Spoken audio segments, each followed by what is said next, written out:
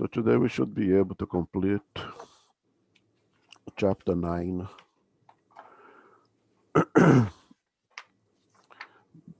Blessed are the meek and the peacemaker. We complete up to item 6 last month.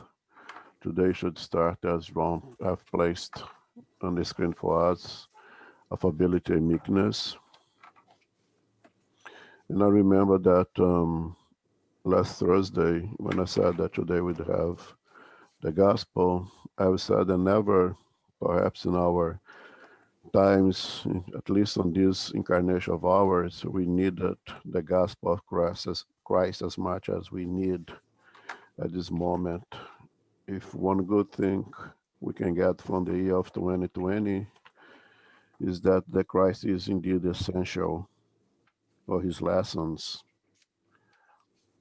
are indeed essential, even if the name of Jesus or the name of Christ comes apart, his lessons are indeed essential for us to be able to move on after all that you have been exposed to. This wonderful opportunity to understand the value of his lessons, and more important, the necessity to apply them to create the supposed world of regeneration that is about to begin.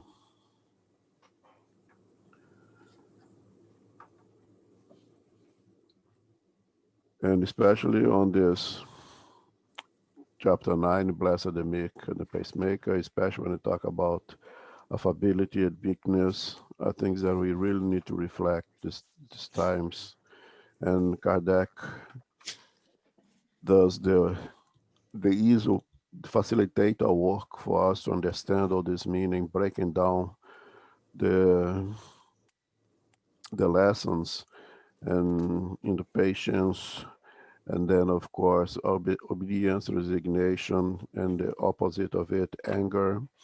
As always, it's almost like he takes a big chunk of lessons and breaks them nice and easy for us, put little pieces for us to be able to understand the whole picture.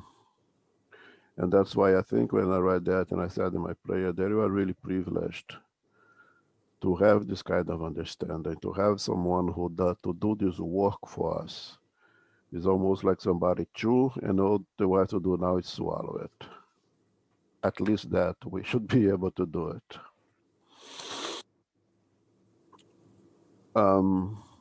The word of meekness seems to be a troubled word, and I thought it was only for us immigrants that you have to translate from our original languages, and we find a little of a hard time.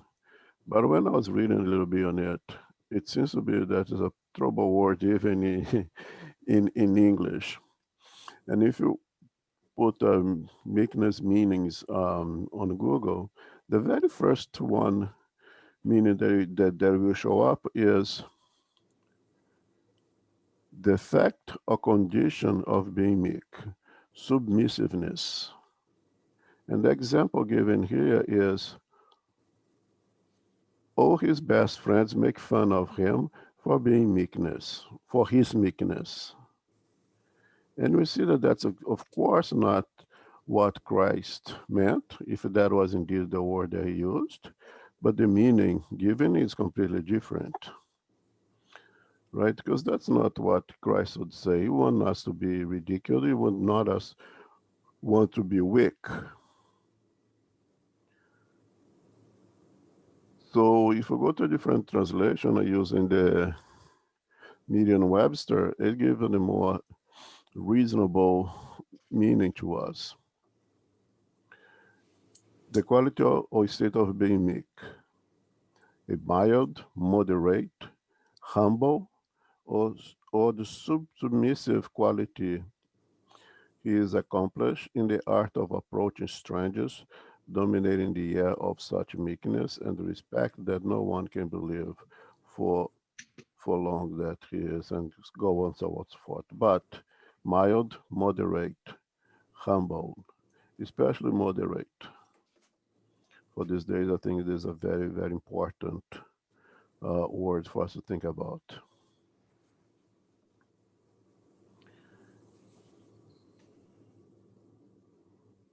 So meekness, and the way Christ have suggested to us, is a humble attitude that expresses our patience, our endurance towards the offenses. That implies our self-restraint. So it's not implies weakness, but implies the ability to resist, to act on our impulses. You have the power, but you choose to control your strength, your power. Not that you are weak. You have the power there, but reason and especially moral values allows you to restrain, to use your force, your strength. And you use it accordingly when it's necessary. Because again, resignation doesn't mean to sit and allow things to happen. Resignation implies also to act, as we're going to read here, but to act with meekness, to act with affability, to act with patience. And that is the suggestion of Christ in the Sermon of the Mountain, which perhaps is the most important of the teachings of Christ. Is the one that, what's his name again, John? The Indian guy? Um, Gandhi. Gandhi, yes. The Gandhi said that if all the scriptures of all religions had been lost, and only the Sermon of the Mountain survived, still nothing had been lost. Because you need to see a complete package of all the moral values that you need to conquer in order to make ourselves better. And if you make ourselves better, naturally you make the whole human race better. Mm. So let's read item 6. Who's going to read for us? Okay. Okay, I'll read John. Momo. Thanks, Zoraida. Okay. Affability and meekness. Kindness toward others, fruit of love for neighbor, produces the affability and meekness, which are its manifestation. However, do not always trust appearances. Education and the use of the world can give one the veneer of these qualities. How many people are there whose fine bonhomie is only an outward mask, a carefully tailored garment devised to conceal hidden deformities? The world is full of these people that have a smile on their lips, but vermin in their hearts. They are meek provided that nothing contradicts them, but will bite at the slightest provocation, and whose golden tongue, when they talk face to face, is changed into a poisonous sting when they speak from behind. Also, to this class belong individuals, benign on the outside, who at home are domestic tyrants, making their families and their subordinates suffer the weight of their pride and their despotism. They seem to want to compensate themselves for the constraint they have imposed on themselves elsewhere, not daring to exercise authority over strangers who would put them in their place. Their thought fit to at least be feared by those who could not resist them, with their vanity enjoying being able to say, "Here I command and am obeyed," without thinking that they could add with more reason, "and I am detested." It is not enough that milk and honey flow from one's lips if the heart has nothing to do with it. This is just hypocrisy. One whose affability and meekness are not fine never contradicts oneself. He or she is the same before the world and in privacy, and knows, moreover, that if one can deceive fellow human beings by appearances, one cannot deceive God. Lazarus. Thanks. Okay. So it's interesting that Lazarus in this passage, talking about affability and meekness, he states by saying that kindness towards others is of others, fruit of love of for neighbors produce the affability and meekness. So he says, okay, it's the love towards others that produces the affability and the meekness. And which understand now the moderation and the affability is to be generous towards others, be gentle towards others. And the meekness against the moderation, the ability to restrain yourself, to control your power in the exercise of being good to others, right? And he almost reverses that and say, but wait up. He gives a warning over here that this facade, this supposed affability and meekness the others may present to us, or that we ourselves may present to others, and I think that is the more important lesson, that we ourselves may be these hypocritical individuals that Lazarus is talking about here. We need to be careful with that. Uh, Christ has already told us, there shall be wolves dressed in sheep clothes. And John the Evangelist had warned us to not trust all the spirits, test them to see if they are from God. And Christ again uh, have told us, not all who says Lord, Lord, will enter the kingdom of God. Because there is a lot of things that comes out of our mouth, but it's not in our heart.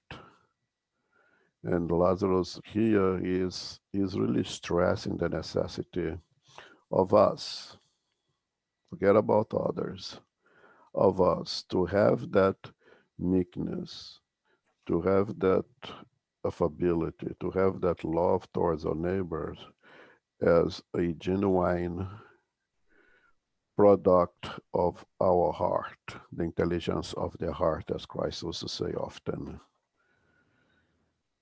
that we may be able to, as the common proverb says, that we can fool many for a short time, and we can fool a few for a long time, but we cannot fool everyone always, and definitely we can never fool God. And by God here, I read my conscience, Mm. because I know what I am and I know what I'm doing. I know when I'm trying to fool others, when I'm trying to pretend to be what I am not. But I give myself another opportunity by saying, yes, I am not that affable, full of meekness person, but I am doing my work. I'm working towards that. And I fail very often. And I'm trying to control my power. I'm trying to control my anger. I'm trying to control my pride. I'm trying to control my selfishness. And unfortunately, I fail more than I do well on these noble objectives. But the only way that I'm going to conquer it is by continuing to practice. So as Paco would say often, fake until you make it. If this fake until you make it is with that intention of really transforming yourselves, I kind of take that hypocrisy because it's the best that I can do. And at the times that perhaps I should temper myself, that I should choose better word in my relationship with my brothers and sisters, I fail. I know that doing that not with the intention of being harmful, with no intention of being painful. I'm doing that out of ignorance. So I am moving towards that direction. And I have to say that because if I look at myself and I read this passage, I have to label myself as a hypocritical person because I'm not all that great yet. And since I am an average person, since I am just a dollar bill that everyone has one in their pocket, I see most people pretty much like I am. So we need to start at one point. And I started the point is I recognize that I need to improve in this aspect. And I recognize that showing a better me to others than I really am is better than showing the beast that resides in me until I can kill the beast and present my true self as a someone who is truly meek and affable. So I think this lesson of Lazarus is truthful, of course. I agree 100% with what he says. But personally, I need to give myself a little break here. That if hypocrisy is with the intention of move forward and of an intention of improve myself, not of being really trying to pretend to be someone else, but try to transform myself in something else, in something better, and not with the malicious intent of conquer something materially with it or to show myself off of what I am not. Now, of course, there are those who will produce that false image with the intention, with the objective of being malicious, of trying to conquer something with this false presentation. It is up to us to be able to read those individuals. It is up to us to use, again, the intelligence of the brain, intelligence of the heart, to be able to differentiate those individuals. It is up to us to take off the sheep clothes from the wolf and see the wolf for what the wolf is. Not with anger, but to protect ourselves and to protect, in many cases, the society where we live in. Okay, any comments?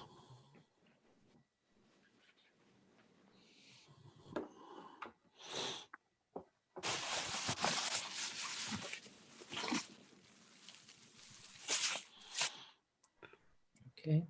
Okay, so one more thing at the end that I think Lazarus mentions as well, that it's not enough milk and honey to flow from one's lips if their heart has nothing to do with it. Furthermore, he goes and says that if you have conquered those virtues of really being meek and really being good, generous towards other, it's not enough to have that and not to act. You have to transform those sentiments into action. You have to make it productive. It's not enough for me, I don't know, to win the lotto $300 million and put it in the bank and continue to live my life as it is. I have to make that something good with it for myself and for others. Because you have that power, and his is the power of those virtues is something very powerful. To be dormant is not going to work. Mm. It is a tool sitting in the closet, unproductive. You have to pick up the tool out of the closet and put it to work. Then you are really meek and fable. Just to have it in yours It's meaningless basically. Yes. Okay. Okay. Okay. So we start with patience now. Yes. Yes. Okay. Number 7. Pain is a blessing that God sends to its elect. Therefore, do not grieve when you suffer, but on the contrary, bless the Almighty God who has marked you with pain here below for the glory in heaven. Be patient. It is an act of charity as well as an act of patience. And you must practice the law of charity taught by Christ as sent from God. Charity, which consists in the alms given to the poor, is the easiest of charities. But there is one much more painful and consequently much more commendable. It is to forgive those whom God has placed on our way to be the instruments of our sufferings and to put our patience to the test. Thanks. I, okay. So pain is a blessing that God sends to its elect. Hmm. Who wants pain? If God sends to us to or to his elect, who wants to be his elect? To be his elect means that you're going to be showered with pain. Hmm. Does it make any sense if God is all love and all justice, all goodness?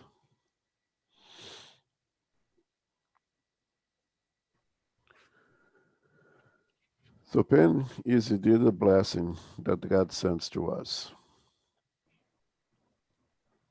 Pain is God's loyal dog, right? Maybe I should repeat here the the little story of the apprentice of shepherd.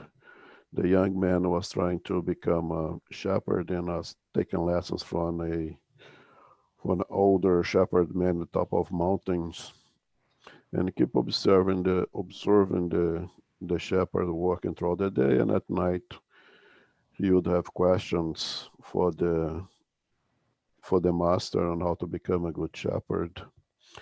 And the young apprentice asks his tutor, if a ship runs away, falls on a ditch, what do you do? Says, I'll go into the hole, I'll remove the ship, I clean up her from the dirt and put her back with the others. And if the ship, upon falling, breaks one of its legs, and he says, well, I remove that from the hole, I clean up her, I treat her wound, and when the wound is healed, I put her back with the others. And what if the ship run away far distant from you? Then he says, I cannot go after one ship and leave behind all the others, but I do have my very loyal dog who goes after the ship and retrieves them for me. My dog's name is Pain. So the Good Shepherd, God, will give us pain indeed, but not because we are doing very well, we are together with the other ships doing what we have to do, but because we stray from it, because we move away from him, because you run from him. And the way that he has to retrieve us back to him is to send his loyal dog. And his loyal dog name is Pain. So who are the elect? It's us who run away from him. But not only that, if you take one step above, it's us who are ready to go back to him, like the the parable of the two sons, and when one ran away, underwent immense amount of pain, and then recognized the need to return, and was received with open arms. So the elect is not the one that God picked. The elect is ourselves. We make ourselves the elect. And when we make ourselves the elect, we deserve the opportunity to undergo the pain that brings us back to Him. Does it make a little more sense now? Because when you read this, you say, I don't want to be the elect. And of course, I don't want to be the elect. But I don't want to be the elect because I don't want to run away. But if I do run away, then I ask for the pain. And I beg for the pain because I know that the only way to move forward is to go through the pain so I can return to the pathway to be with God. So if you are feeling the pain, let us reveal ourselves and see, why am I going through this pain? And if I don't know the reasons of this incarnation, if I'm not able to reason the reasons of this incarnation, certainly you'll find that in previous incarnations, but definitely, if you are undergoing any kind of pain, it is an opportunity to return to the pathway to be with God. Okay, questions, comment?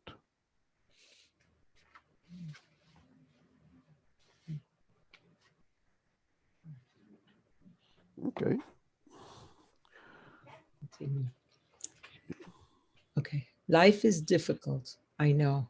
It is made up of 1,000 things which are like pinpricks and end up hurting. But we have to look at the duties that are imposed on us, consolations and compensations that we have on the other hand. And then we will see that blessings are more numerous than pains. The burden seems lighter when you look up than when you bow your forehead toward the ground. Courage, friends. Christ is your model. He suffered more than any of you, and he had nothing to reproach himself for, while you have to atone for your past and to strengthen yourselves for the future. So be patient, be Christians. This word encompasses everything. A spirit friend. Okay, so he brings words of consolation in the basis that, yeah, we go through tremendous amount of hardship living in this world of trials and atonements. The life in the physical world is not a vacation, and we have a tendency to look and put a great amount of thoughts in the hardship that we face. And indeed, we have hardship. But he suggests us that you look at all the blessings, all the good moments, all the things that put a smile in our faces instead of tears in our eyes, and you see that those are also numerous, and very often they are more reasons for us to smile than reasons for us to cry. In preparation for this presentation, this topic, I was listening to someone, I don't remember the name, not Spiritist, who was putting a number of things that make a parallel of things to make us smile and things to make us laugh, cry. I'm sorry, and when I saw that, I think that indeed most of us average individuals like dollar bills like myself have many, many more reasons to be grateful than to complain about. There may be one or another in a different situation. There is always exception to the rules. And there are those that being blessed with only reasons to smile and no reasons to cry. I doubt, but it's possible. Are there those with only reasons to cry and complain and no reason whatsoever to smile? Cannot say that it's possible, that it's impossible. But again, I find very hard to believe as well. And if each one of us do this with sincerity, putting a parallel the goods and the bads, that especially the ones that seems to be almost gratuity that not even deserve to have so many good reasons, you see the benevolence, the love of God towards us.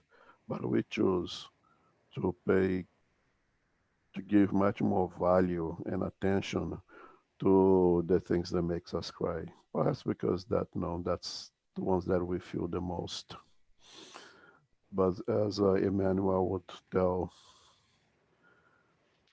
Chico Xavier, both will pass.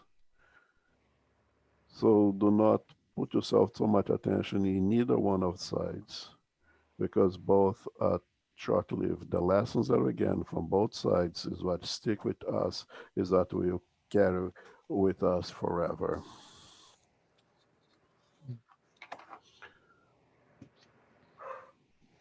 Mhm.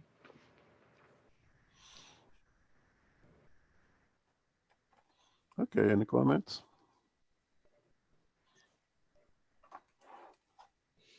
Okay. Okay, move on. Okay. Obedience and resignation. Jesus' doctrine teaches obedience and resignation everywhere, both quite vigorous companion virtues of meekness, although people mistakenly confuse them with the negation of feeling and will. Obedience is the consent of reason, resignation is the consent of the heart. Both are active forces, for they bear the burden of the trials which senseless revolt would let drop. The coward cannot be resigned any more than the proud and selfish can be obedient. Jesus was the embodiment of these virtues despised by materialistic antiquity. He came at a time when Roman society was perishing through the moral failings of corruption. He came to shine within a sagging humanity, the triumphance of self sacrifice and the cardinal renunciation. Each era is thus marked with the stamp of virtue or vice, which ought to save or ruin it. The virtue of your generation is intellectual activity. Its vice is moral indifference. I only say activity because an individual of genius will suddenly emerge and discover alone horizons that the majority will be able to see only after him or her, while the intellectual activity is the meeting of the efforts of all to reach a less brilliant goal from one which proves the intellectual elevation of an era. So submit yourselves to the impulsion we have just given to your spirits. Obey the great law of progress, which is the motto of your generation. Woe to lazy spirits, to those who obstruct their understanding. Woe indeed, for we, which are the guides of humanity on the march of progress, will strike them with the whip and will compel their rebellious will until the double effort of the brake and the spur. Any proud resistance should subside sooner or later. But blessed are those who are meek, for they will lend a willing ear to our teachings. Lazarus. Thank you. Mhm. Another very important message, another very important message for our current days, for what we are seeing right in front of our eyes. And two words that also a little bit troublesome for most of us that have a hard time to seeing those words or the meaning of those words as something really good for us, and that's because our pride overpowers our reason and the intelligence of our heart.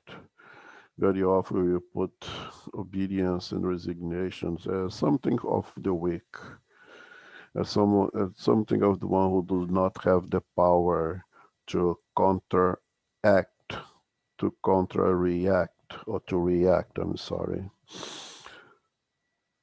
And indeed, the obedience and the resignation is something that is very much a part of Christ's teachings.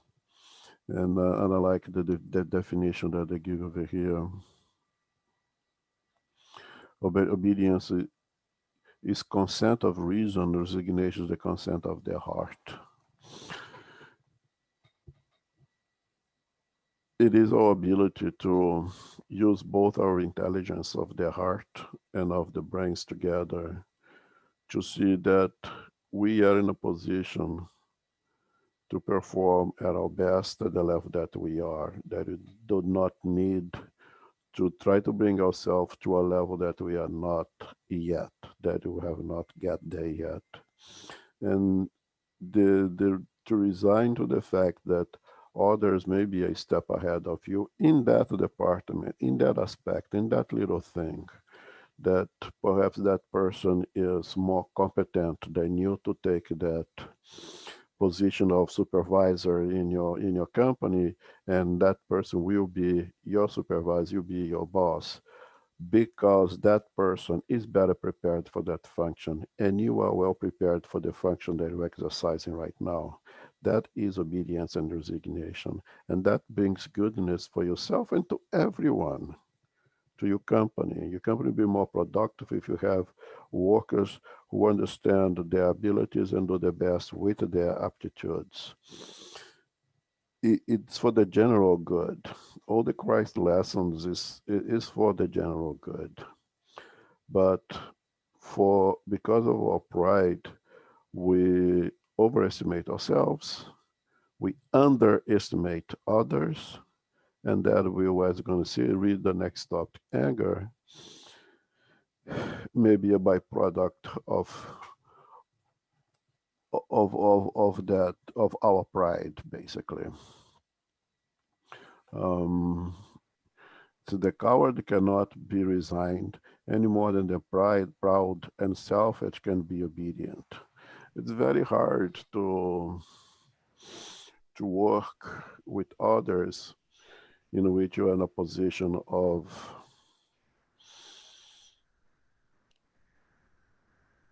tell people what to do, basically. And of course, you can do that in our household when you're dealing with our own kids, and we have this confrontation of prides from both sides. Uh, from our side as the parents, do because I am the parent, and the pride from the offsprings, no, I have to obey you. I am free to do whatever I want. You see the confrontation even inside of the household. And if you don't have that in your house, good for you. You're way above me. um, and you see that everywhere. I think it's very important what Lazarus puts over here, and I find that very interesting. The most current statement in this book, perhaps, the virtue of of your generation, our generation, is intellectual activity. Its vice is the moral indifference. And I think that's what we are witness today. There are seen today in which moral activity, it couldn't be any faster and fast face than we are facing today in technology, in advancements of all sciences together. And when I see all science together, not only the engineering that's producing all these wonderful tools to place in our hands, but also in the social sciences. Um, Science and social sciences that are bridging moral with the downsides that get to a point in which sociology uh, can no longer run away from this moral violence without using the word religion or anything else, but humility, gratitude as being an important component for a living society. It's become more and more part of the social sciences, the words, the values of things that at one point was limited to the religions, and things like, what we're talking about now, meekness, um, affability, humility is becoming more and more part of a science, of course, social sciences. And that's what Spiritism was always saying, that you need to take Christ outside of the church and put Christ in our daily lives, in the place of work, as we in our home, because it is what makes us better. And we see today that our moral indifference is what is holding us back. As Martin Luther King would say, that I do not fear the bravado of the evil. What frightens me is the silence of the good. It's this moral indifference, is the silence of the good, that coming to a point that we cannot be silent anymore, that you have to speak up. And thanks to God, the see people start to speak up, even if using methods of speaking up that are not really productive, but at least is one step forward. And moral indifference, individuals who hear their lies, understand their lies, and choose to go along with the lies for their own agenda, for their own personal gratification, or for their own little and small ideologies that I know it's a lie, I know it's amoral, but it I I benefit from it, so I let it go along.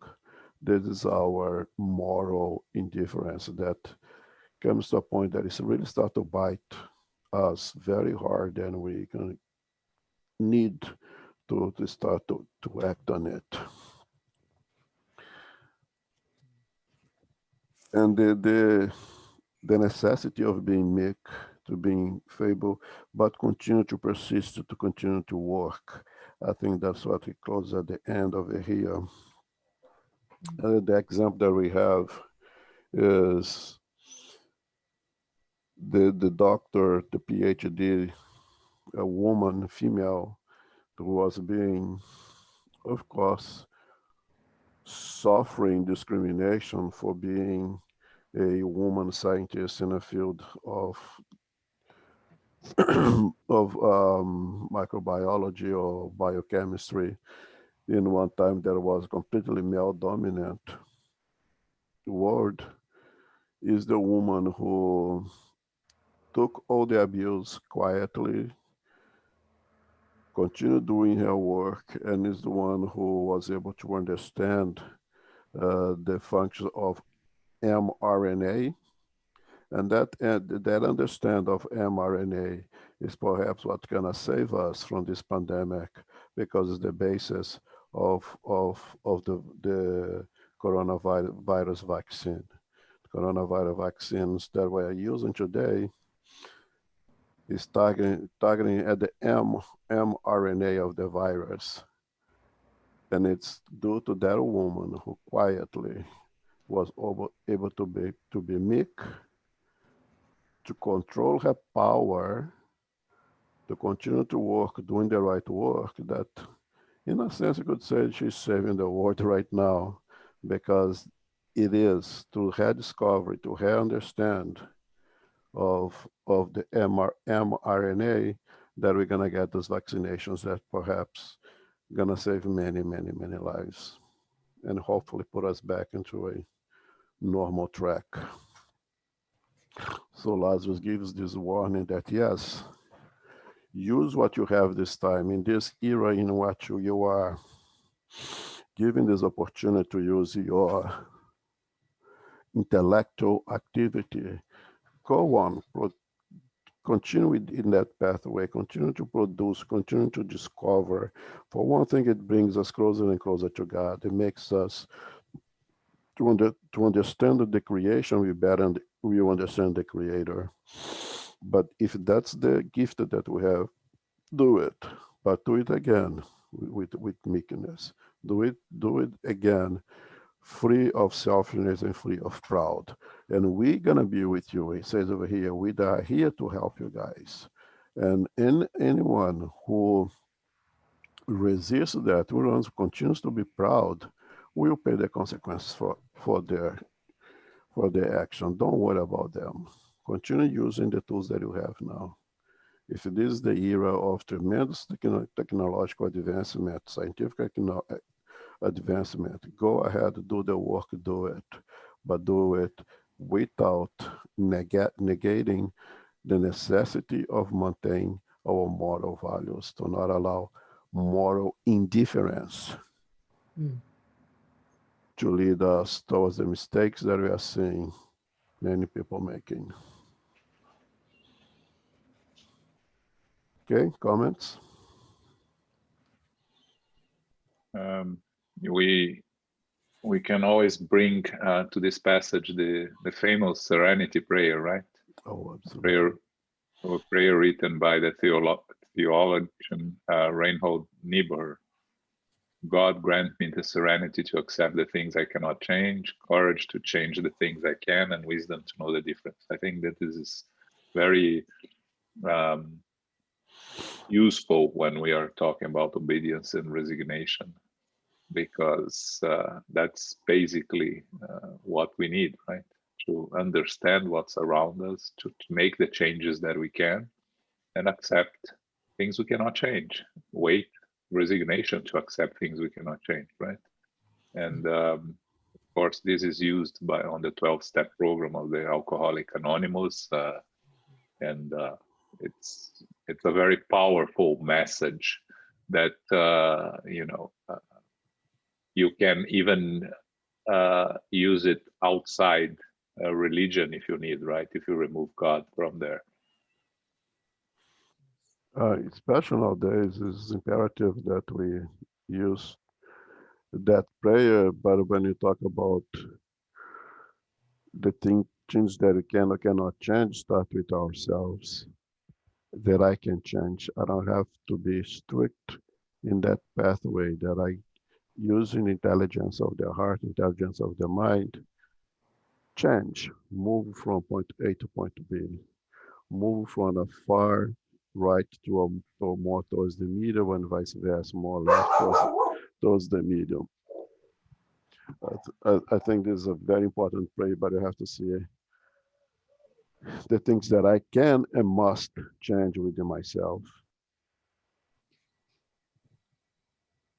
Yeah, remembering that change is inevitable, right? Things are always changing. We have to be wise to use it in our favor and to adapt it in our favor to our moral and intellectual progress. Yep. Because the uncertainty is change. Yep.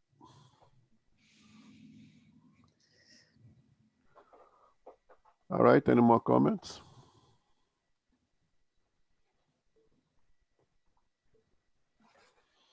Okay. Yeah. Okay, we now continue with anger. Pride leads you to believe that you are worth more than you actually are, unable to suffer any comparison that could demean you, and to see yourself, on the contrary, so much above your brothers and sisters, whether as a spirit or because of your social position. or even on account of any personal advantage, that the slightest parallel will hurt and offend you, and then as a result, you indulge in anger. Look for the origin of these bouts of transit dementia that make you similar to brutes by causing you to lose your temper and mind. Search and you will almost always find hurt pride as their basis. Is it not your pride hurt by any contradiction that makes you reject right observations and angrily reject the wisest advice?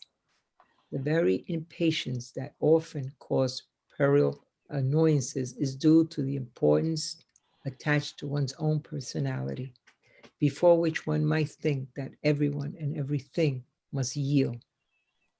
In a frenzy, the angry person strikes everything, from raw nature to the inanimate objects he or she breaks, because these do not obey their will.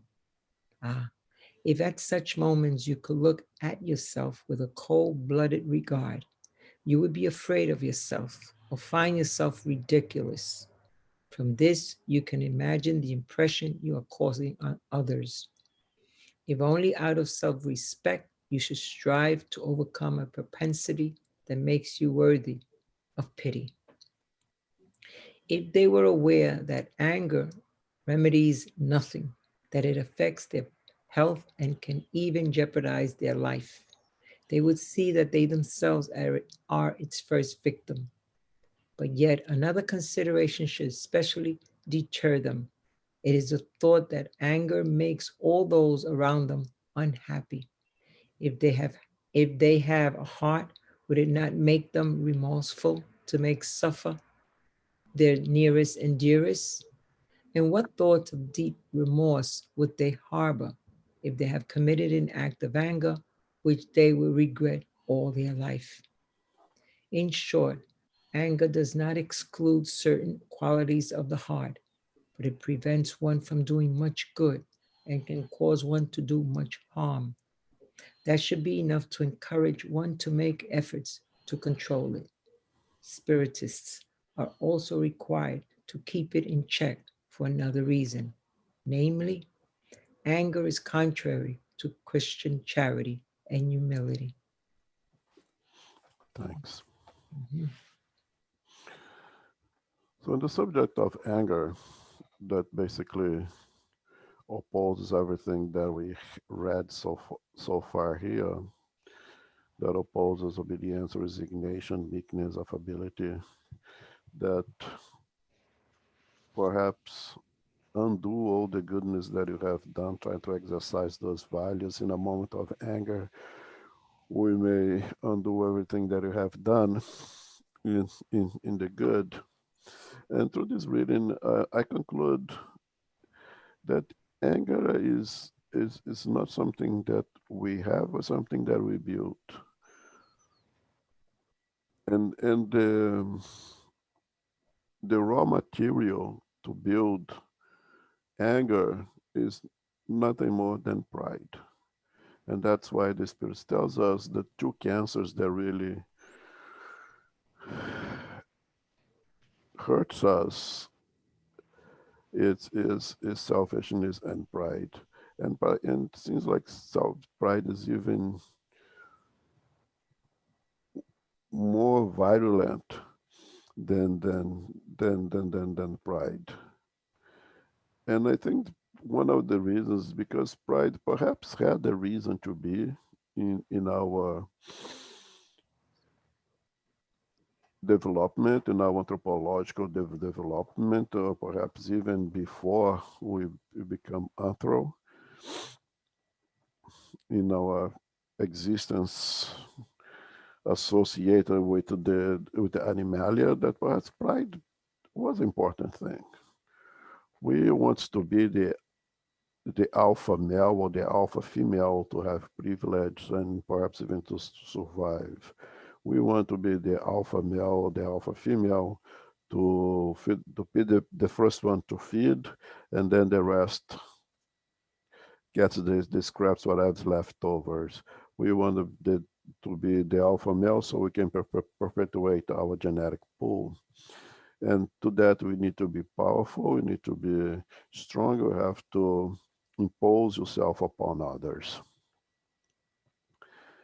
If that is the way that animalia work, the animal kingdom work in many ways, not in all ways, but not in all ways, of course, it had to it has to be left behind once we enter to the world of the human phase.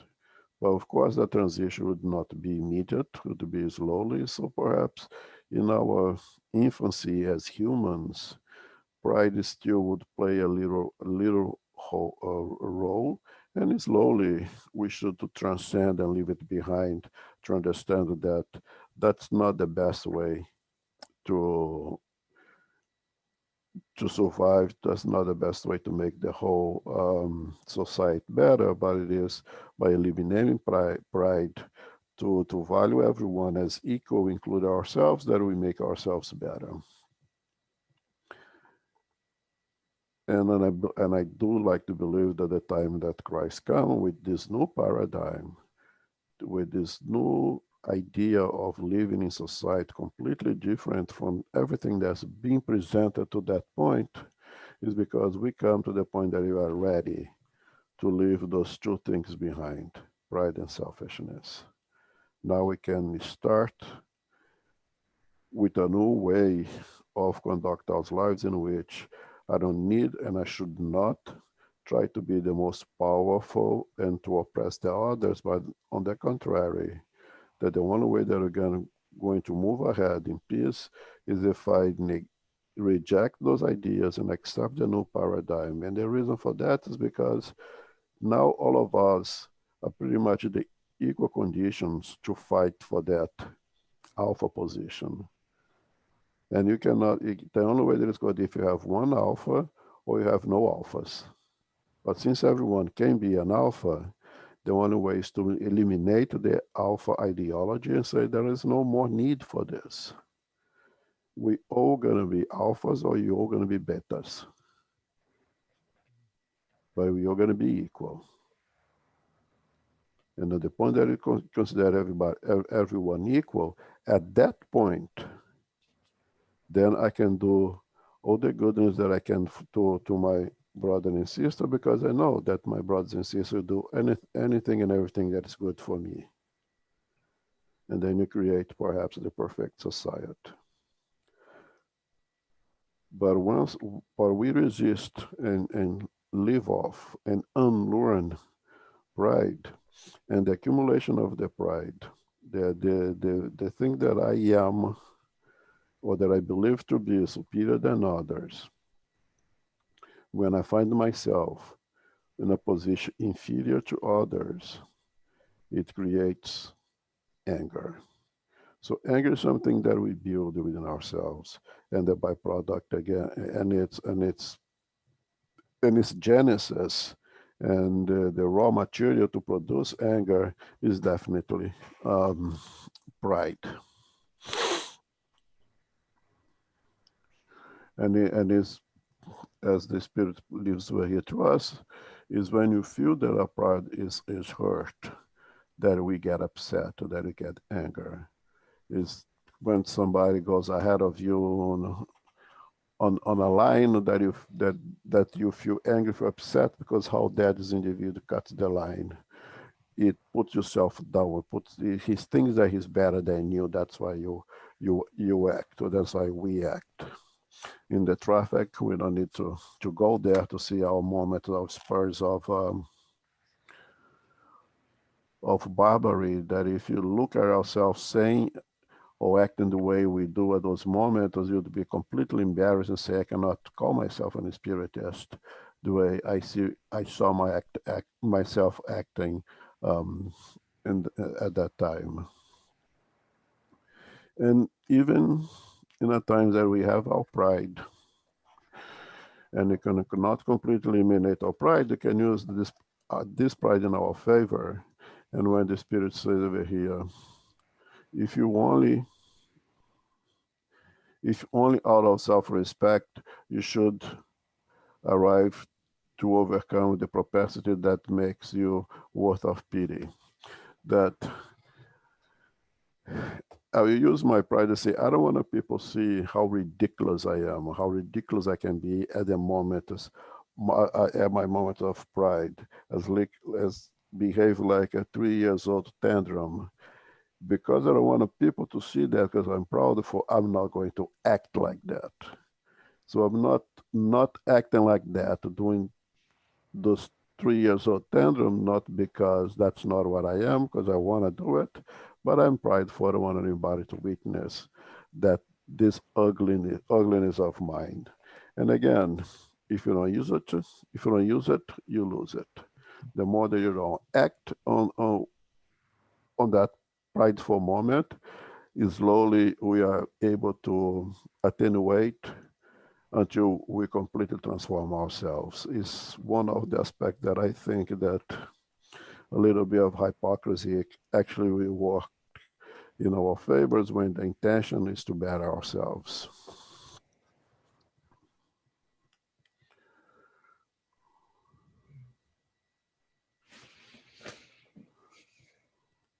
Elma, could I ask a question? Please. Yes. With everything that's going on in the world right now with this pandemic, we find so much, hate to say, ugliness come out of all of us. I'm not excluding myself. I could go in the elevator and find a person in the elevator without a mask. Well, it's either you say something or you just get off on the next floor. But that brings anger to me because I'm doing all I can. So put all this in perspective. It is a good thing because we are realizing where we need to improve ourselves. And whether it's just a simple little thing as so-called, which is not simple, a mask, or the suffering that people are going through. All this is all good. And if I would say this to anyone out there, they would look at me and probably think I'm crazy or be angry at me and not understand. There is so much that we could see now, working with all that you have just beautifully explained.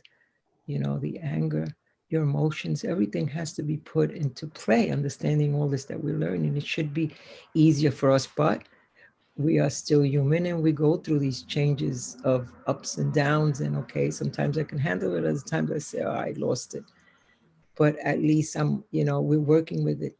And I hope that's what we should be doing, and understanding all this around us is for bettering ourselves. Uh, I think, I don't know. So, Yeah, I think the example you use of the mask is a very good one. Um, I don't have a problem at all with someone to choose to be silent and just get off the elevator and wait for the next one. And I do not have a problem at all with someone who chooses to speak and say, can you please, put a mask in a public environment for the goodness of everyone or whatever. Just as long as when you choose to act and say something, you are doing a proactive work to protect us all, including oneself, and not out of anger. right.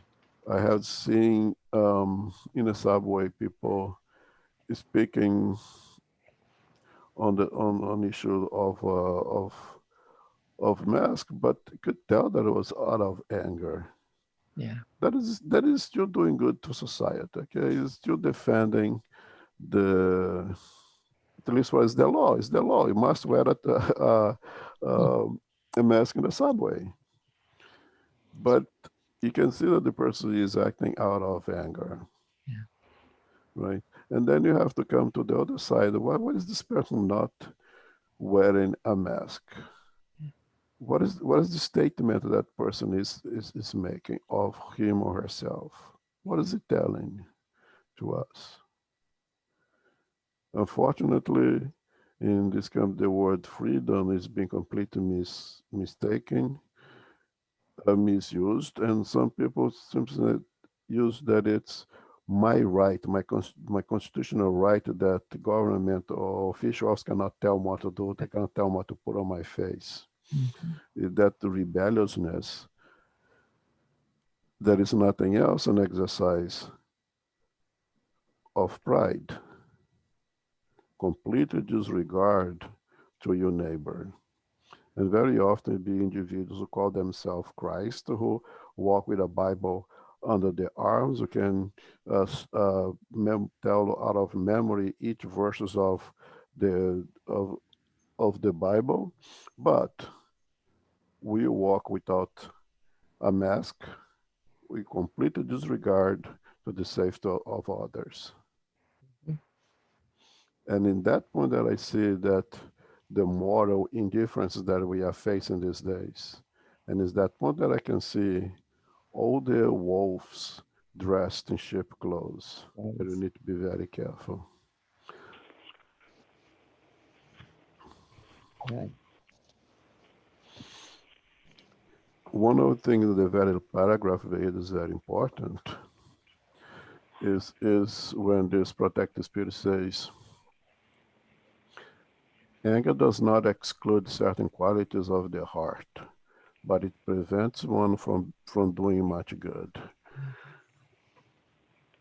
And I think that is a very important statement because we're doing our best. You're trying to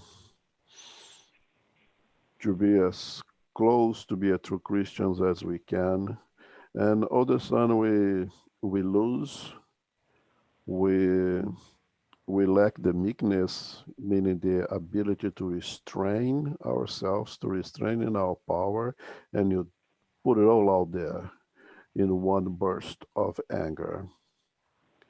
That doesn't really destroy everything that you have done of goodness. That doesn't mean that we are or others that are a completely evil person, but the continued outbursts of anger, the continued inability to restrain ourselves and allow the worst of us to come out prevents us from doing much good, which is a double whammy because now not only doing bad, but it prevents yourself from doing good. So anger will carry immense amount of consequences in one, or especially if there is multiple outbursts of anger. So something that we really need to control ourselves. And if you see someone without a mask, and if you choose to act and and speak with affability, the necessity of protecting oneself to the goodness of all, to protect others, good. I condemn it to that, as long as do not act into anger. But again, be careful. The people out there are really crazy. People there are really, they are so loaded with angers that they just need one good reason to explode and throw it out at you.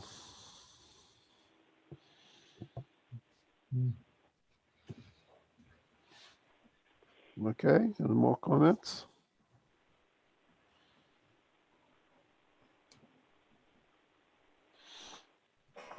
Okay.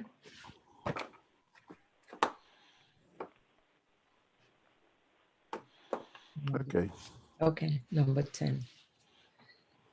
According to the very false idea that one cannot transform one's own nature, one believes oneself exempt from making efforts to correct oneself for the faults which one has delighted in committing, or which would require too much perseverance.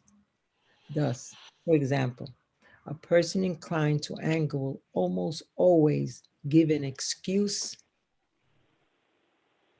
for his or her temper, blaming his or her body for them, and therefore accusing God of their own misdeeds rather than admitting any guilt. This is another result of pride that we find mixed with all its other imperfections. There is no question that some temperaments are more prone than others to violent actions, just like there are more flexible habits which lend themselves better than others to fears of force. Yet do not believe that this is the primary cause of anger, and instead rest assured that a peaceful spirit even if a bileless body, will always be peaceful, and that a violent spirit in a lymphatic body will not be meek. Only the violence in this case will take on another character, not having an organization capable of sacking the spirit's violent nature. The anger will be condensed, and in the other case, it will be unconstrained. The body does not impart anger to anyone who does not have it, any more than it gives a person any other vices. All virtues and all vices are inherited in the spirit. Otherwise, where would the merit and the responsibility be? If a physically handicapped person cannot strengthen his or her body because the spirit has nothing to do with it. But one can modify what concerns the spirit when one has a firm will. Has experience not proved to you, spiritist, how far willpower can go through the truly miraculous transformations that you see taking place? So be assured that humans only remain vicious because they want to remain vicious. But those who want to correct themselves can always do so. Otherwise, the law of progress will not exist for human beings. Letterman, Paris, 1863. You can read the footnote for me, please? Yes.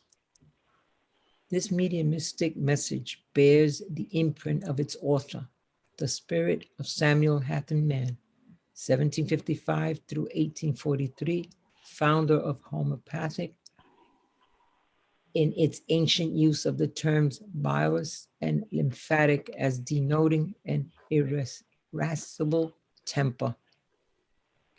Okay.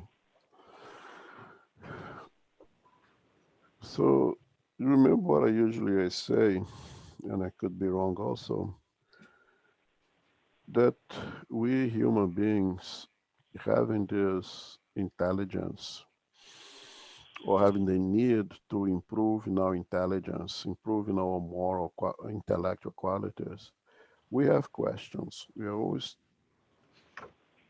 proposing questions and you are seeking answers.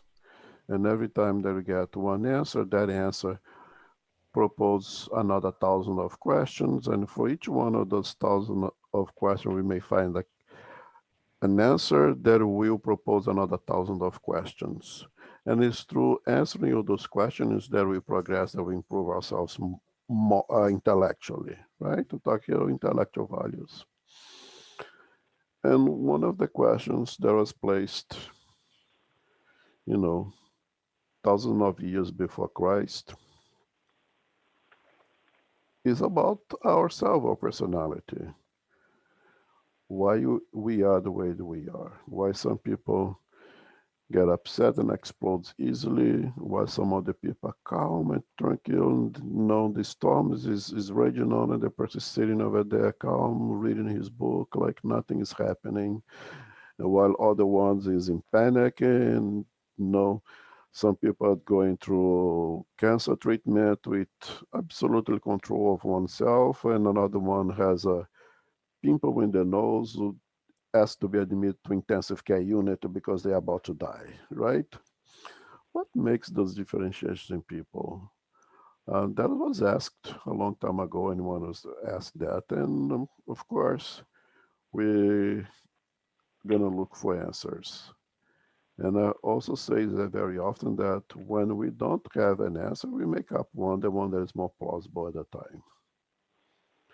So Hippocrates, who father of medicine, way before Christ, came out with the idea of that's what Haberman is talking about, these billions of personalities here.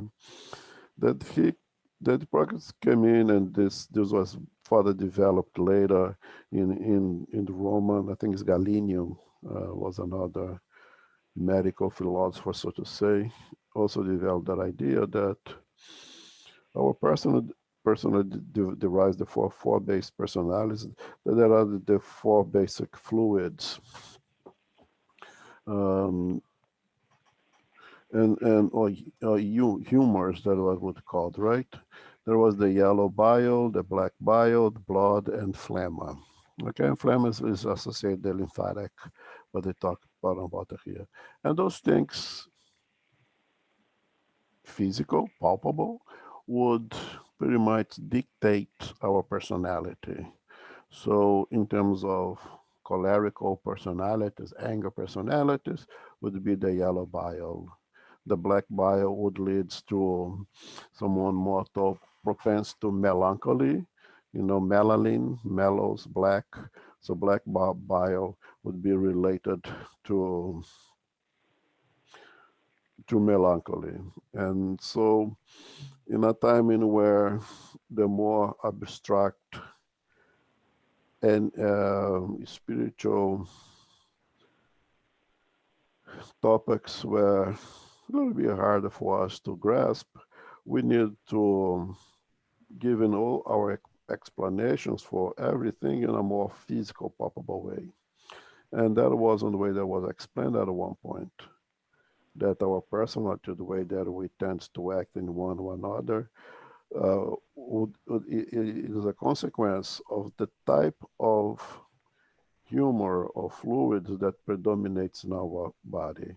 The liver produces bile. If our liver produces more black bile, it will be one way. If our liver produces more yellow bile, it will be in another way, and so forth and so on. But here you have an idea what Spiritism always tells us, that at one point, everything needs to be explained through material means, through material ways, even our personality. So unfortunately, today, people still live at the time of Hippocrates. 7, 8,000 years, 2,000 years after Christ. Some people maintain that infantile state of mind in which I am the way I am because that's what I was made. That's my body makes me this way. And I cannot change. I am an angry person because that is my nature. I'm meant to be angry, and therefore I cannot change. And then we go back to John's statement of the very valuable prayer, um, that I should have the ability to recognize the things that I can change, the things that I cannot change. Unfortunately, some people still have the state of mind that they cannot change themselves. If they cannot change themselves, and they choose to see themselves as an angry person, they will be an angry person forever.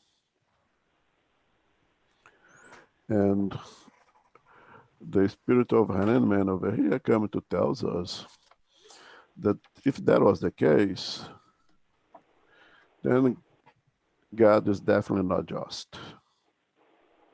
Then you have to erase the existence of God.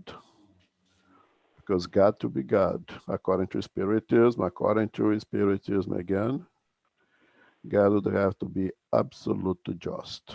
Otherwise, the God would not be God. And if God is absolutely just, could not have created someone to be angry, someone to be meek, someone to be smart, someone to be dumb. It is against justice of God. So it's something that if it's not made by God, then it's made by us. And if it's made by us, if we did it, we can undo it. So we can change. It's just a following this philosophical, thoughtful steps that you say, if it was not created by God, then it was created by us. If we did, we can undo it. So if I create myself with a personality that I can allow the worst of me to outburst and develop this state of anger, I can undo that also. And of course, I'm biased here, but the best recipe to be able to undo those things is the teachings of Christ, is the gospel of Christ. Not as a religion, but as a mean of curing myself of disease that I created for myself. And please leave God out of that, because it's very easy to blame God, as the Spirit says over here. And therefore accusing God of their own misdeeds rather than admitting any guilty.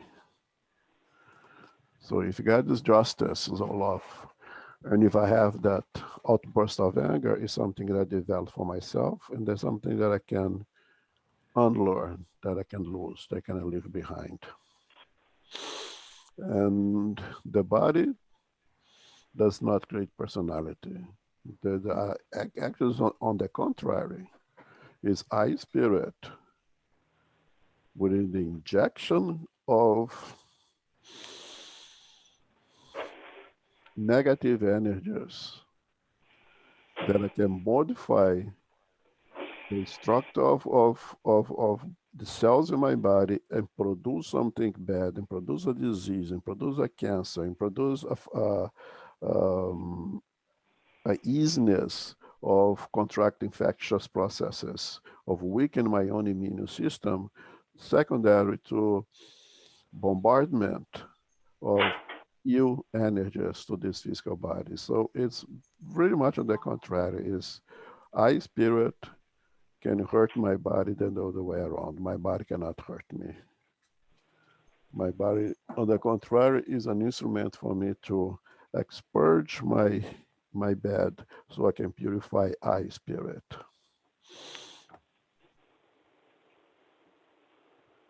Okay, comments?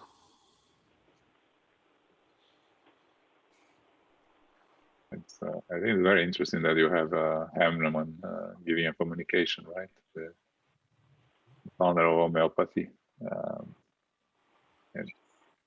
I was checking that he discarnated some 20 years before this communication. So 20 years before this incarnation? This communication. Oh, wow. Yeah. Yeah, I didn't know that. I didn't know he was the father of homeopathy also. Yeah, I found out. Yeah, I was looking right now when you were talking. Interesting. Okay. Is there any more comments? I'm definitely not going to start. Right? 5 minutes to start to end. Yeah. I'm not going to start chapter 10, which is also very powerful. But I think this is a very important chapter for us to read again, to think of it again, and to everything that is happening around us. And I was actually talking to Irene yesterday about that the injection of bad news that are being bombarded through makes me embarrassed, make me almost undeserved to be an spiritist, because I do get that anger. I do get that desire to actually, I cannot do any harm to anyone. I don't think I can, but if someone did something bad to some people there, I would actually appreciate it. Which such a horrible thing to have in your mind. It is perhaps the worst thing that any human being living 2020 could possibly have, and especially from an spiritist. Yeah. So it is something that we really have to be very careful and work on. Because again, if I hate the haters, what does it make me? If I react with anger toward the angry people, what does it make me?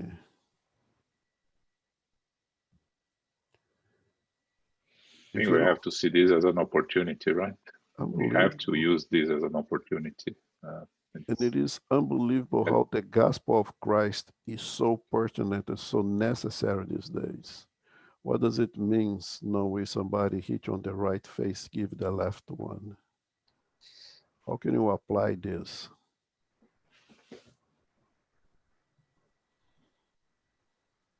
We are really being challenged to show our best and to transform ourselves more than ever.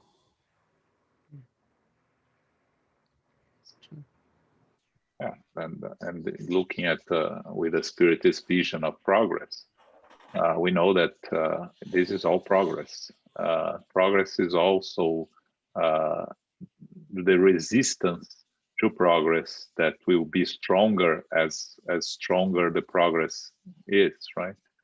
So the more stronger the force pushing forward, the more stronger the resistance and those that are trying to prevent progress to come. So it's important for us to have a bird's eye view on this, to be able to rise above the daily anger. But I agree with you; it's very hard. All right, any more comments? We can make our final prayer. Carol? Thank you, Carol. Yes, thank you so much, Elmo. Thank you, John, and everyone. Infinite Creator and Supreme Intelligence, we are grateful for the opportunity today to be together to share our teachings of the Gospel according to Spiritism, Chapter 9, having to do with affability and meekness.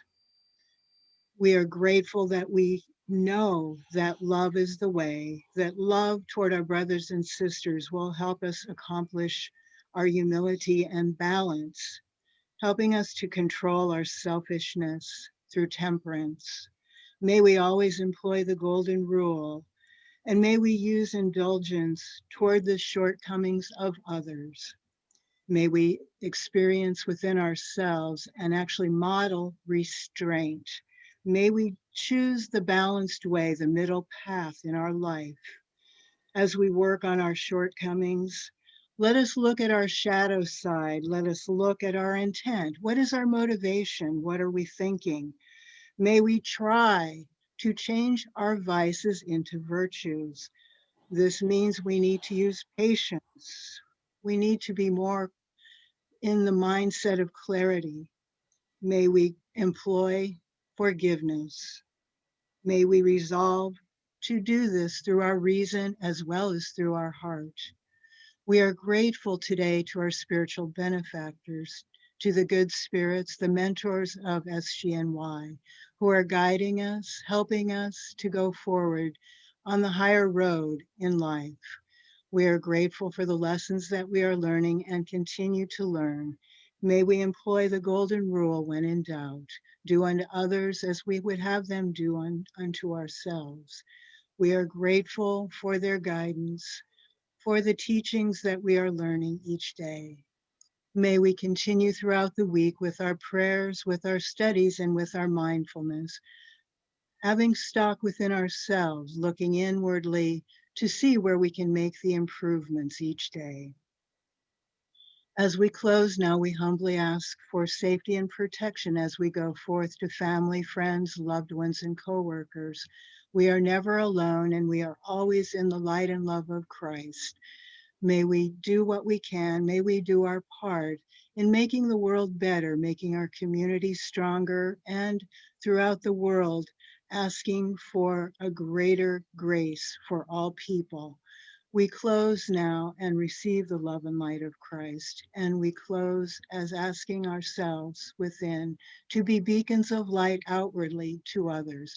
May we share the goodness that we have received today. And may we put these blessings within our hearts and minds always.